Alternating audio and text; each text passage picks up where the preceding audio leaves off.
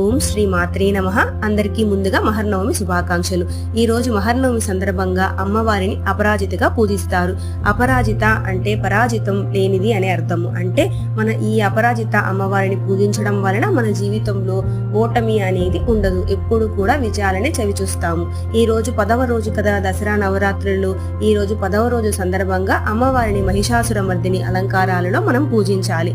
ఈ అమ్మవారు 10 చేతులలో 10 రకాల ఆయుధాలను ధరించి భక్తులకు దర్శనమిస్తారు. ఈ రోజు అమ్మవారికి ఎర్రటి వస్త్రాన్ని సమర్పించండి. అలానే ఈ రోజు అమ్మవారికి నివేదన చేయవలసిన ప్రసాదాలు పులిహోర, పాయసము. ఈ రోజు అమ్మవారిని పూజించడం వలన మన జీవితంలో కలిగే భయాలన్నీ తొలగిపోతాయి. అలానే శత్రువులపై మనం విజయాన్ని సాధిస్తాము. ఈ రోజు అమ్మవారి ప్రీతి కోసమే పఠించవలసిన మంత్రం ఓం శ్రీం మహిషాసురమర్దిన్యే నమః. ఓం శ్రీం మహిషాసురమర్దిన్యే నమః. ఇదండి ఇవాల్టి వీడియో. ఈ అమ్మవారి మంత్రాన్ని 108 సార్లు పఠించండి. అమ్మవారి అనుగ్రహానికి పాత్రలు కండి. అలానే రేపటి వీడియోతో మీ ముందుకుంటాను. నా వీడియోస్ కానీ నచ్చినట్లయితే లైక్ చేయండి, షేర్ చేయండి, సబ్స్క్రైబ్ చేయండి. Thank you for watching my videos.